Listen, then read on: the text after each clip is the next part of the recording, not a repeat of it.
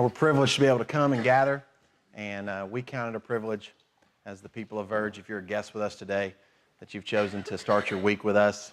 And we're actually starting a new series today called He Will Be Called.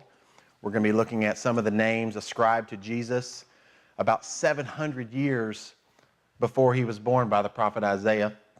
It's one of the many reasons why we trust in Jesus. We see the fulfillment of his prophecies, and so we're just glad that you're here today. We're going to be working our way over the next few weeks looking at some of the names of Jesus, and we hope that God speaks to you through that. When it comes to choosing a name, it's a really important thing. Those of you who are in the room and your parents, it was a big deal when you came to choose the name for your kids. I got the privilege of choosing the name for our oldest son, Jackson. I had decided many years before that I wanted to name him after my dad. Some of you had the chance to meet my dad, but my dad's name is JL, and that's not initials for anything. His name is JL. His dad was JR, and so I had decided I wanted to name my son JL, but I didn't want to name him JL. I wanted to give him names, and so we named him Jackson Luke, and that's kind of a big deal. How many of you really fought over, if you're a couple in the room, you fought over what the name would be for the kid? Any arguments over the names? Some of you, yeah, it's kind of a big deal. Have you ever known someone who had a terrible name and they didn't have any choice in the matter? I actually was looking at this, trying to see some kind of terrible names. We actually have in the room, we have the Mans with us, and they're cleaning up a spill down here because spills happen, right? Like that's for real. But this isn't this particular Mann family, but there was the Mann family, and they were going to have a daughter, and so they chose the name Anita. So for the rest of her life, her name was Anita Mann, and that didn't go well as she grew to be in her mid-30s and still unmarried. She maybe did need a man. There was another woman named Eileen Wright, and so I don't know if that's Eileen to my right or your right. I don't know how that goes, but that was her name, and so I'm sure she probably caught some flack for that. How about Lois Price? Right? That's a great one. And for those of you who are bargain shoppers, like some of you guys out there that are cheap, you're thinking, now that's my kind of woman. You know what I'm talking about? Lois Price. There was a woman named Helen, and there's nothing wrong with the name Helen, but she married a man whose last name was Back, and after 10 years he agreed. He said he had been to Helen Back. And so that's kind of a rough name. Maybe the worst of all was little Keisha. Her middle name was May, and her last name was Ash. So her name was Keisha May Ash. You can put that together, right? And so maybe that was a really bad one that she got stuck with. Names are important. Names have, yeah, some of you just got that. You're like, oh, yes, you're right, Carrie. That's not in church. You can't say Ash in church. Can you? You can. Yeah, that one.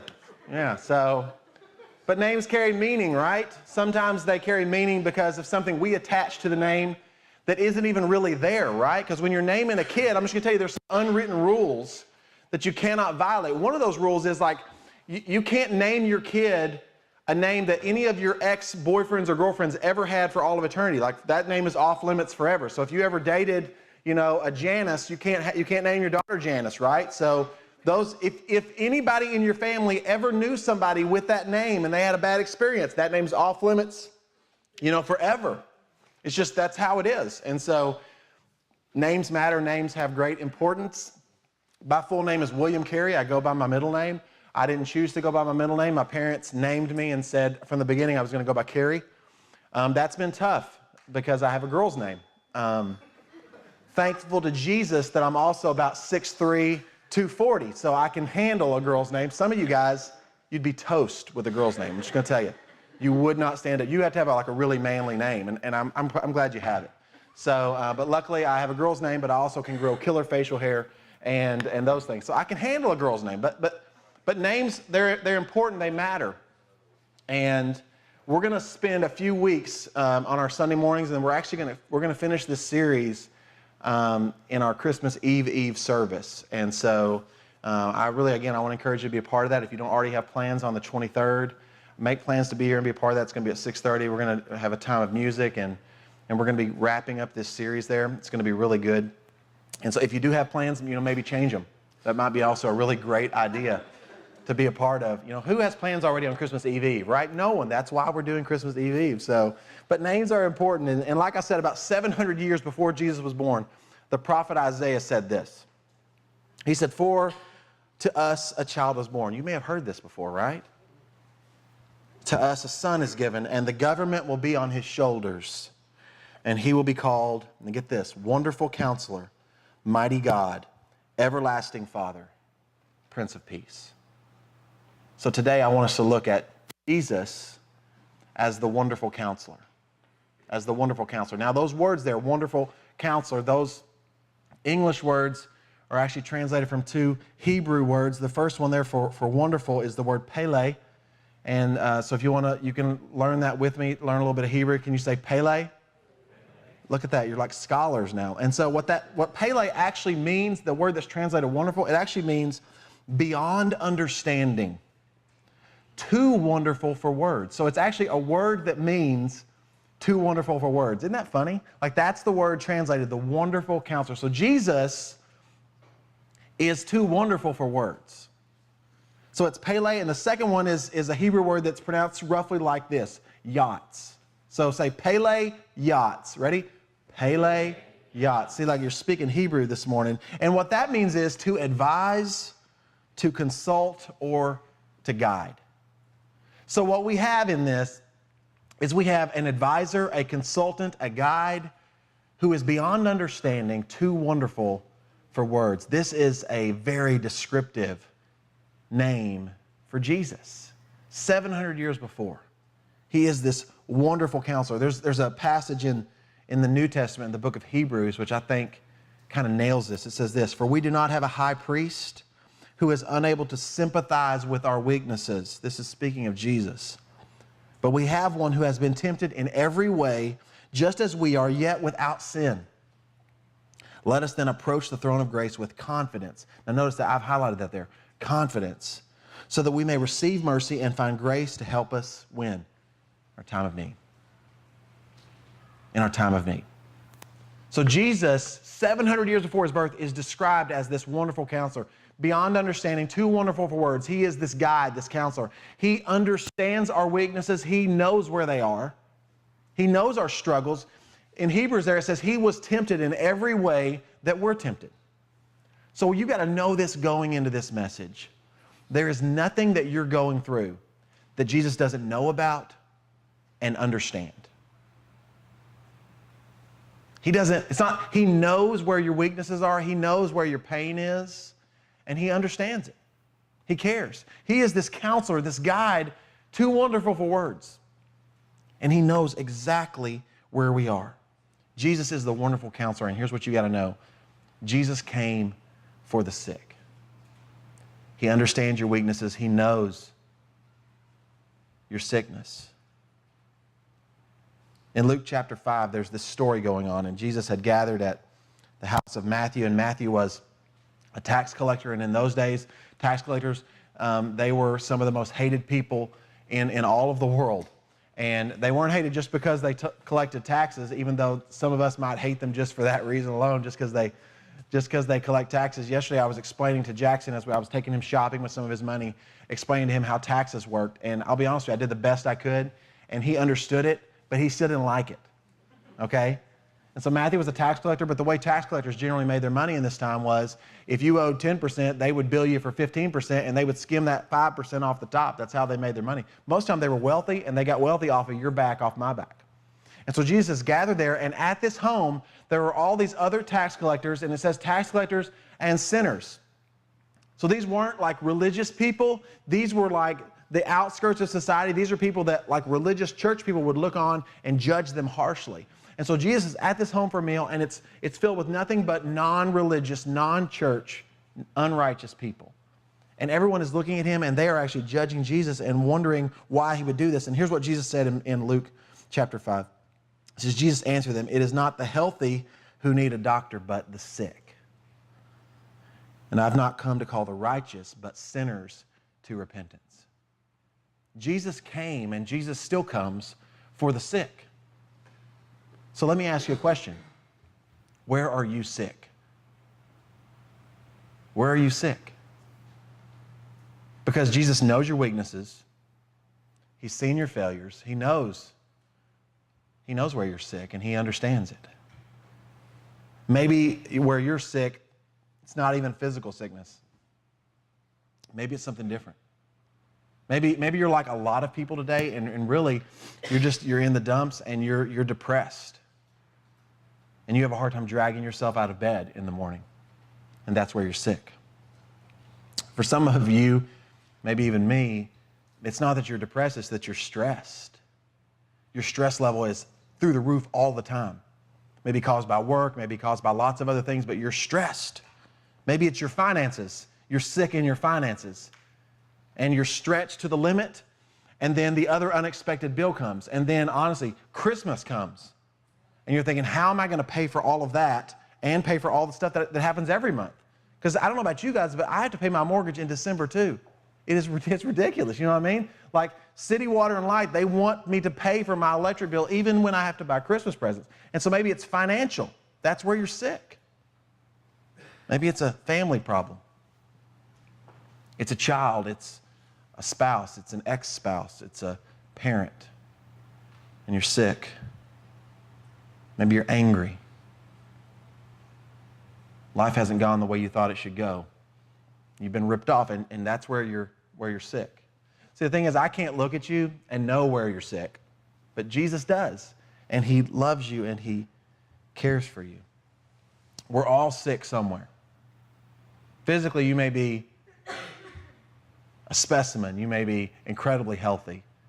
Exercise every day, only right, like you are just, but in some other area, you're sick, and we're all sick somewhere. We're all sick somewhere.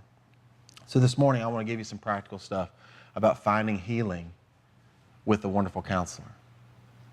This guide who knows where you're weak, he knows where you're sick. Here's the first thing you got to do. You got to be brutally honest with the counselor. You got to be brutally honest with the counselor. In John chapter 4, there's this story of the woman at the well. Pastor Mike shared about this a few weeks back. And this woman had a whole lot going on, and she didn't actually come to see Jesus. Jesus came to see her. And through the course of this conversation, they're going back and forth, and finally Jesus, he looks at her and he says, "Why don't you go get your husband?" And she says, "Actually, I don't have a husband. I don't have a husband." Look at what she says. Verse 16, Jesus told her, "Go, call your husband and then come back." And in verse 17, she says, "I have no husband," she replied. "I have no husband." Why did Jesus bring up her husband? Any idea? That's right where she was sick. That's right where she was sick. Say, Carrie, is it because Jesus is like this, he's a wonderful counselor? Does that mean he's like this wonderful marriage counselor? Well, yeah, but it's way more than that, because for her, the issue wasn't that she didn't have a husband, because he goes further. He says, actually, you're right, you don't have a husband. You've had multiple husbands, and the guy you're with now, you're not even married to. He went right to where she was sick. Why would he do that? Because what do we do when we know someone is sick in an area? What do? We avoid it. Well, Carrie, I don't want to pour salt in that wound. I don't want to go there. You know why we do that? Because we're not the wonderful counselor. We're the know-it-all friend. And you may be able to get help from a friend. You may even be able to get help from a counselor. But trust me, Jesus knew right where she was sick, and he knew what she needed. And so he says, "Why don't you go call your husband and then come back?" Even though he knew. And she says, "I don't have a husband." He says, "You're exactly right, you don't." You see, you've got a woman here, and all she wanted was to be loved and to be accepted. And so Jesus asked her this question, and she could have lied, like most of us do. And if she had lied, it would have ended the conversation, right? It would have ended it. But she was brutally honest. And she says, "Actually, I don't have a husband." And because she was brutally honest, she was able to find healing. You see, if we can't come to a place where we're honest about where we're sick, then we're never going to find the help and the healing that Jesus offers into our lives. You see, just coming and sitting in a seat, it's never actually going to bring healing into your life. As long as you continue to sit in that seat and to continue to lie about what's actually wrong with you. And this is all of us.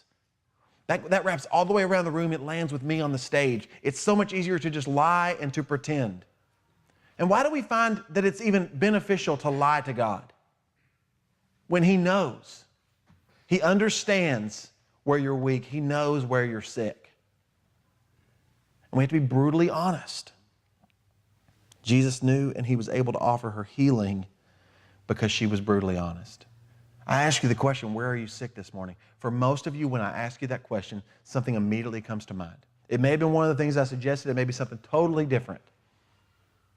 It came to mind. And the question I have for you is, are you just being honest with God about that? About where you're sick and where you struggle? Or are you going to continue to lie and continue to hide? Because you'll never find healing. You'll never find healing. Jesus comes for the sick. He knows where you are. He said it, I didn't come for the healthy, I came for the sick. I've not come to call the righteous, but sinners to repentance. I don't know about you, but I want Jesus in my life. And I'm not going to have Jesus in my life if I keep pretending I'm not sick. That actually puts a wall up between me and who God wants me to be. Puts a wall up between me and honestly my connection with God. It just comes down to being brutally honest. Have you ever had those moments of brutal honesty with somebody? See, it's easier for me to be brutally honest with you about something about you. But what about when you're brutally honest about yourself? And you just get it all out there. And that's what we have to do if we're going to find healing with God. We have to, number one, be brutally honest with the counselor. Here's what Psalms 55 says. It says, cast your cares on the Lord, and He will sustain you. He will never let the righteous fall. Bring your sickness to the wonderful counselor. He's beyond understanding. Too wonderful for words. And He came for you when you acknowledge that you're sick. But here's the second thing. It's one thing to be brutally honest with the counselor. You can't stop there. You have to listen to the counselor's voice. So in Mark chapter 9, there's this crazy thing that happens. And Jesus takes 3 of His disciples and they go up on this mountain. And while they're there, the transfiguration happens. And you may not know what the transfiguration is. I'm going to be honest with you. It's this crazy moment where for a brief moment, these 3 disciples got a glimpse of the glory of God in Jesus, of who He really was. He was transfigured from the fleshly body to beyond that. And in that moment, it wasn't just Jesus there, but you have this crazy thing that happens. And as they're standing there, Moses and Elijah also appear. And they're on the mountain, and the 3 disciples are like, whoa. It's probably one of those moments where they're looking at each other and go, are you seeing what I'm seeing? Because you think you're crazy in this moment. And they're blown away. And so what's their response? They say, well, we got to stop. We got to build an altar. Let's build an altar for each of you here, and let's worship God here.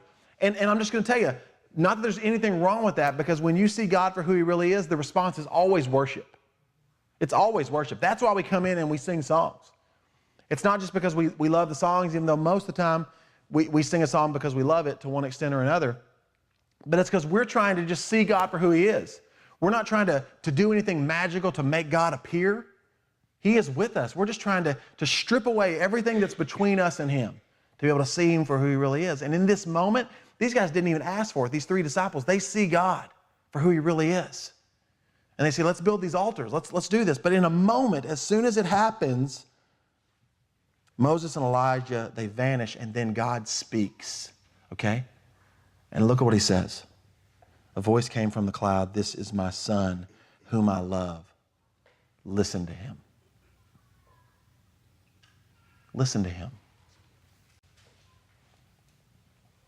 It's like in this moment, God the Father speaks down and says, this is my Son.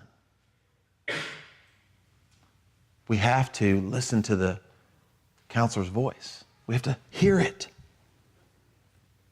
If there are any 3 words that God might say to you and to me today, it's listen to Jesus. It's listen to Jesus. He has the authority to speak into our lives. You ever had a situation similar to that? Like whenever you go into a classroom and you sit down and there's a teacher there, you're supposed to listen to that teacher. But you know that beyond that teacher, there was someone who gave that teacher some authority. Maybe it was a principal or a superintendent that put them in place. And so you listen to them because someone else basically told you you should listen to them. And God himself said, listen to him. Listen to Jesus. I'm going to tell you this morning, God is telling us to listen to the counselor's voice, to hear it. God will speak to you through his word. As you open up the Bible, God may speak to you through the man of God as he stands to speak. He may speak to you through a song, which most of the songs that we sing are just words from Scripture that we have set to music. He will speak to you through that. He will speak to you through prayer, but you have got to learn to listen and to recognize the voice of God. You got to learn to recognize it. In John 10:7, Jesus said, my sheep listen to my voice. I know them and they follow me.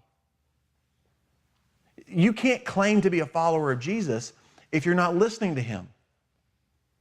Because some of us, we think being a follower of Christ or being a Christian is just a tag that we put on our life. But really it comes down to being a person who listens to Jesus. He's the one that we listen to. He has the authority to speak into my life. And that leads to the last thing. Do what the counselor tells you to do. Does it do any good to hear God speak into your life and you not do what he tells you to do? It does zero good. If you go to the doctor and he does a full examination on you and he comes and says, listen, you're incredibly unhealthy in this area of your life. You need to do these 3 things. And if you do these 3 things, that will bring health back to your life. And you go, man, doctor, thank you so much. I'm so glad that you went to school and you got all this training. I've heard you're the best doctor in town. I trust you completely. And then you walk out the door and you don't do anything that the doctor told you to do. But we do that. Like we do that with real doctors. We do that with God. We may even pray a prayer, God, I want you to speak to me. God, tell me what you want me to do. And then God tells you what he wants you to do, and you go, well, I'm not doing that. I'm going to try this prayer again. God, I don't think you didn't hear what I was asking for last time. It was a misunderstanding. I understand. You're God, I'm not. I probably just said it wrong.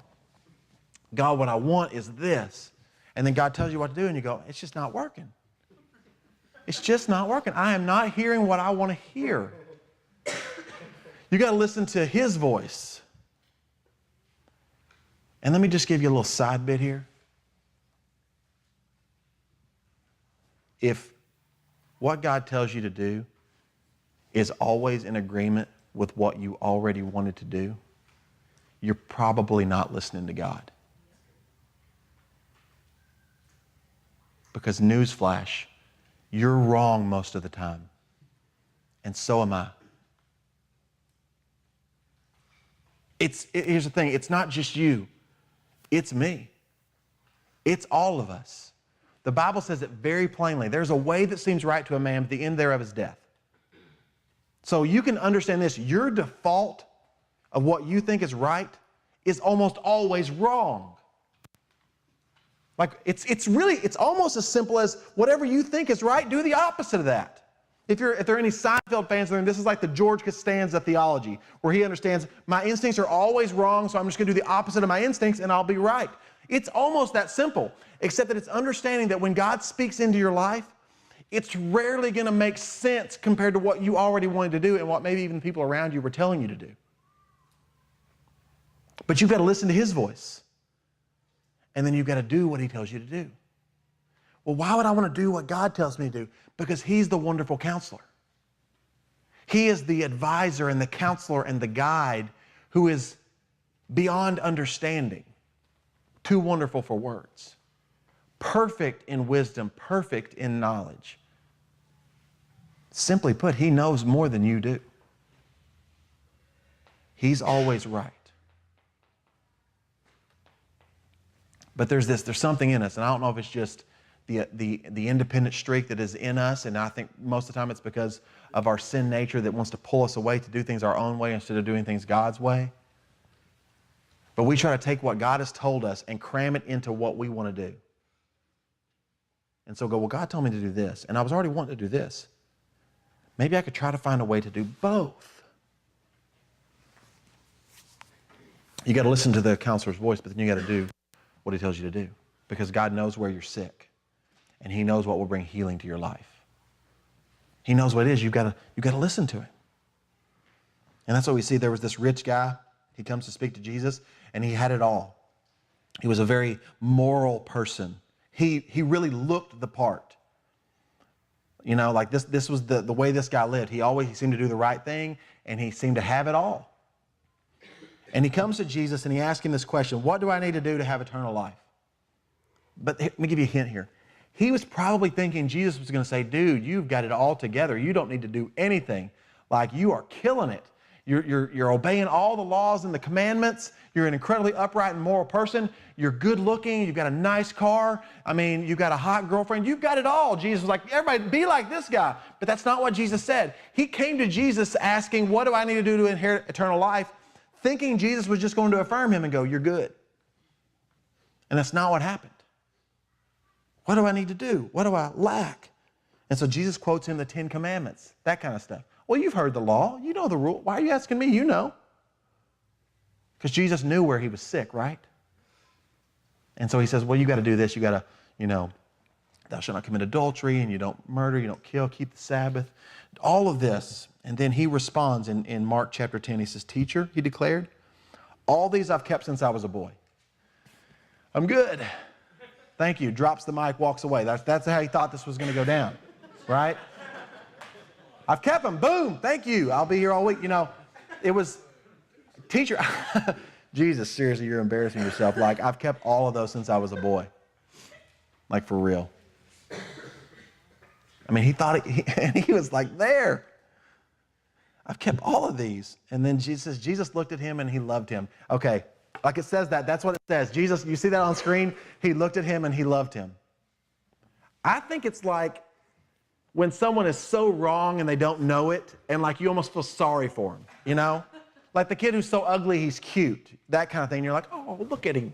He's hideous. I've got to keep, it's like Jesus looked at him and he was like, he loved him. And why did he love him? Why did Jesus love him? If you're a note taker, what was the very first fill in the blank? Jesus comes for who? The sick. Why did he love him? Because he was sick. What kind of person loves sick people? Our God. Jesus in the flesh. That's who he loves. So if you're walking around like this guy and you think, I got it all, I'm going to church, I've always done this, I'm keeping the rules, man, God's going to love me. Jesus didn't come for you. He came for those who know they're sick. And even though this guy didn't know he was sick, Jesus knew and he loved him. He looked at him and he loved him. And so what did he do? He told him where he was sick. He loved him because after all, he is the wonderful counselor. So notice how Jesus answers him. One thing you lack. He said, go sell everything you have and give it to the poor, and you will have treasure in heaven. Then come follow me. At this, the man's face fell. It fell because it was up, right? Up instead of down. Jesus, I've kept all the commandments. There's one thing you lack. Sell everything you have and give it to the poor, then come follow me. And his face fell, and he went away sad because he had great wealth. Jesus knew where he was sick. He was sick with his money, with his stuff. He was consumed with it.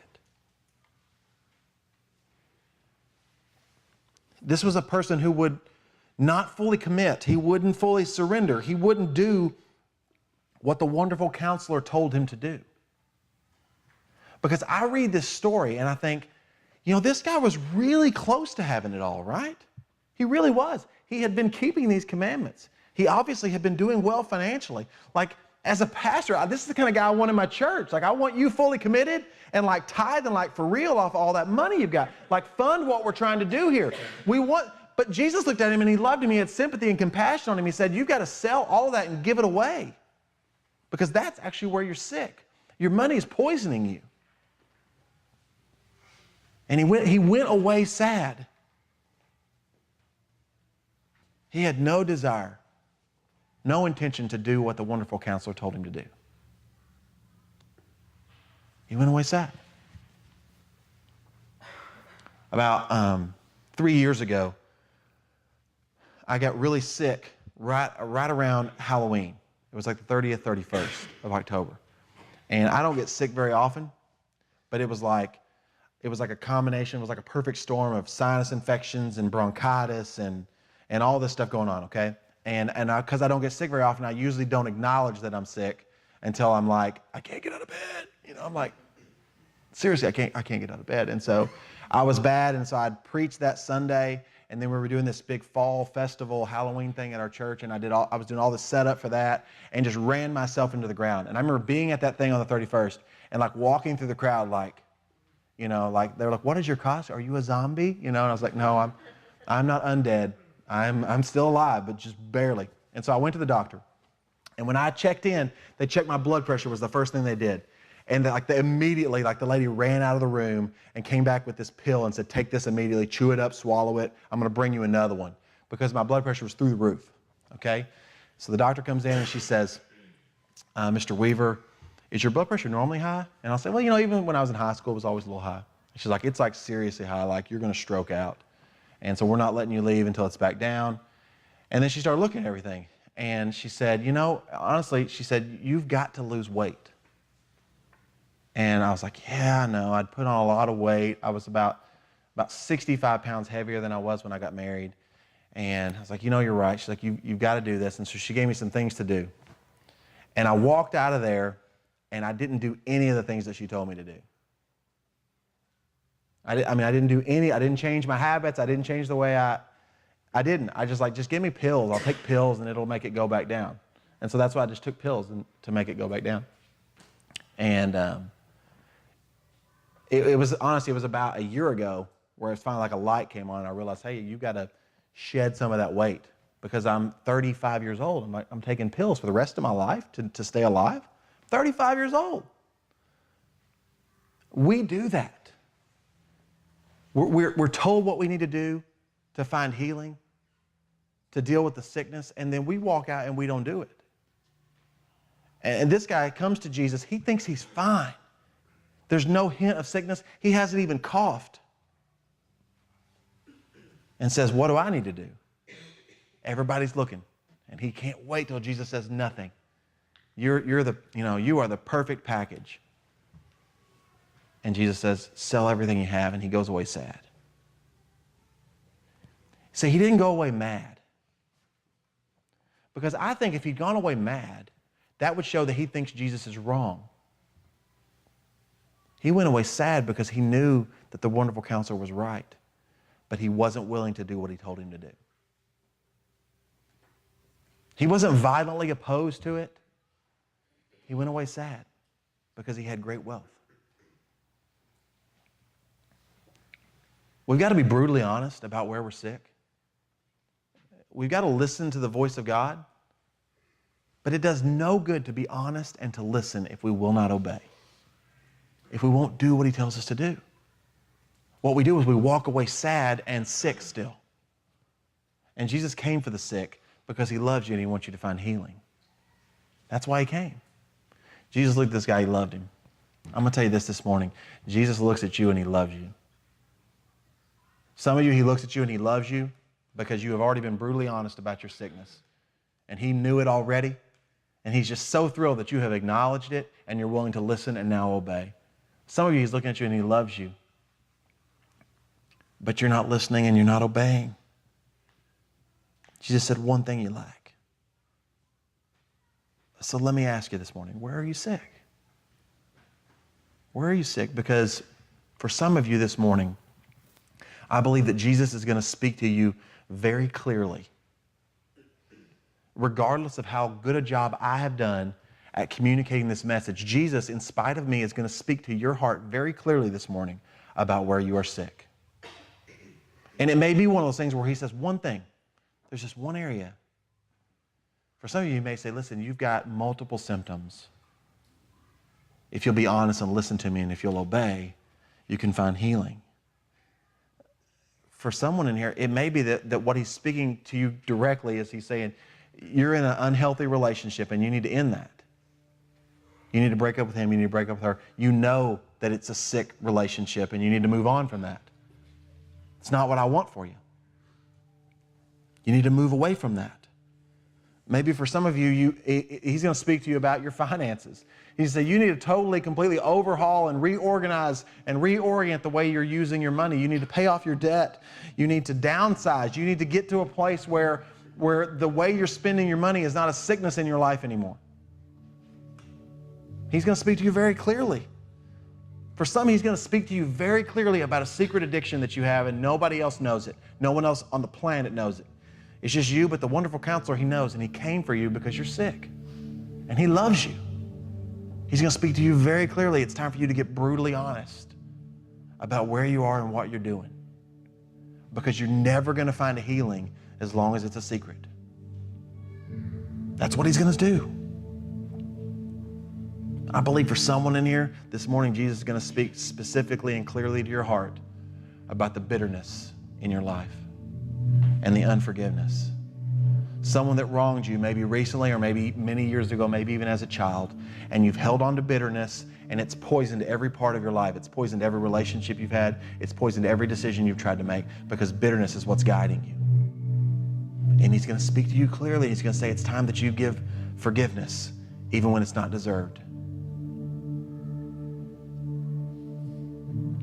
Maybe today the wonderful counselor is telling you that today is the day for you to finally confess your sinfulness and your need for his salvation and forgiveness.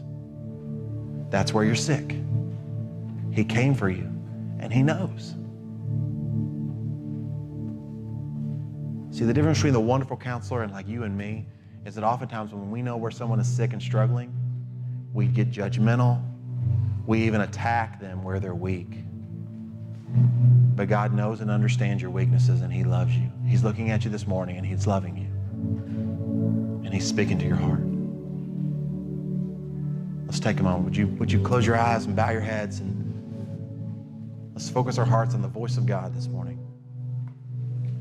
Father, today we ask you to speak into our hearts and into our lives.